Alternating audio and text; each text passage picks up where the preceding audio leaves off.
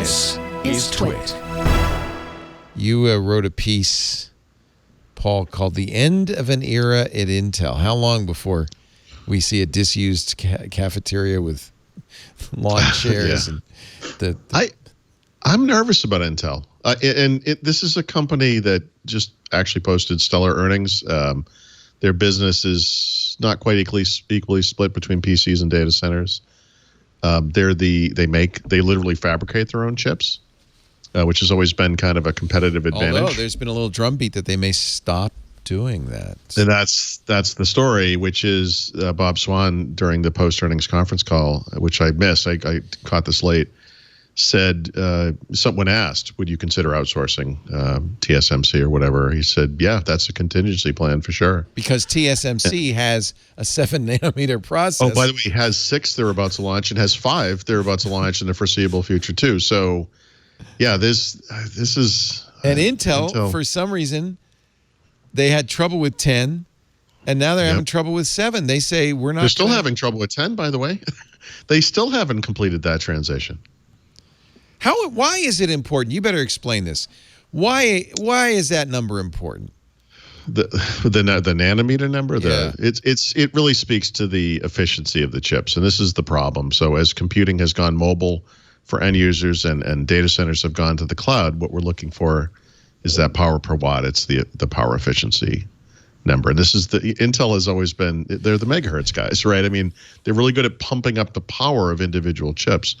They're not good at bringing them down to smaller die sizes and making them more efficient. And they're not essentially taking advantage of Moore's law.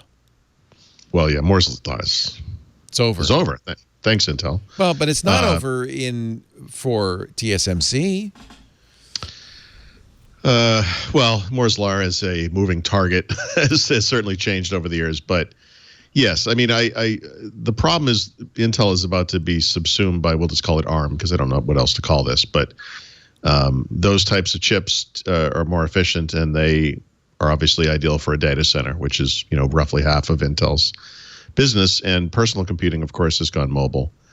And, off the top of my head, I mean, there are probably 10 times as many mobile devices. Is that right? That's maybe an exaggeration. Right. 8 times as many mobile devices sold each year as PCs, something like that. I don't think Intel's going to give up the PC anytime soon, but they're going to be the last company standing there, and that's not the business you want to bet your future on. You've finally come around to my way of thinking, Paul. I've been beating this drum for a while. Well, Leo, I have to disagree with you because. No, look, the future. I've long felt like the future is open.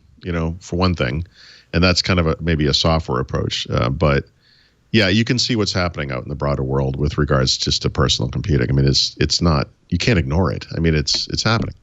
So Intel now says their 7-nanometer process, which is already delayed. It's already more than a year behind. Won't be out till 2022 or 2023. Yeah, by the way, that's Intel speak for 2024 or 2025. Yeah. Yeah.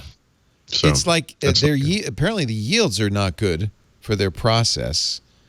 Yeah. He says they identified a defect mode in its 7-nanometer process that caused yield degradation issues.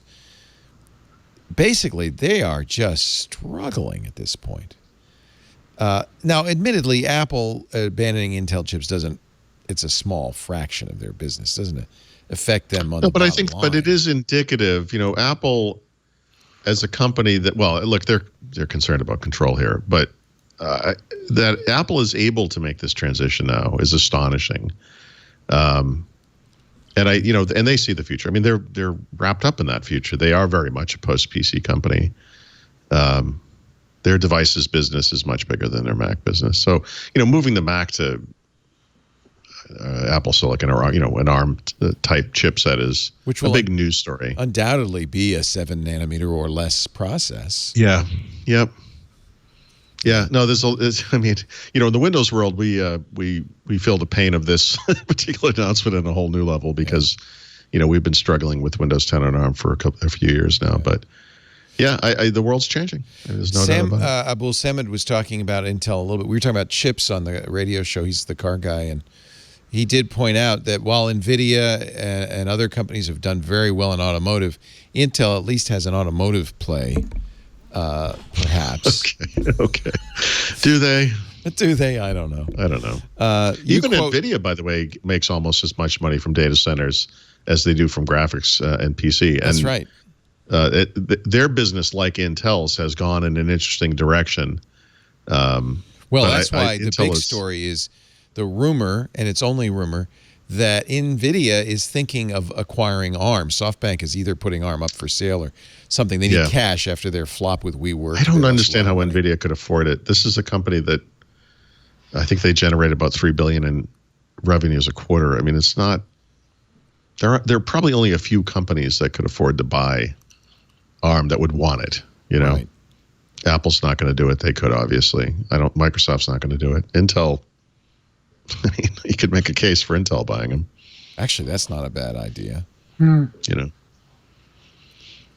You quote an analyst, Chris Rowland. Yeah, that's a great quote, too. Yeah, who says, with the latest push out of process technology, we believe Intel has 0 to no chance. That's, by the way, the same. 0 to no chance of catching or surpassing TSMC, at least for that next half decade, if ever. Yeah, and this is the volume. I don't have an exact number on Intel. It's in the hundreds of millions. But, that's the difference between a business that ships primarily to what we'll call low volume markets, data center / PC, versus high volume markets in mobile. Billions, Wow.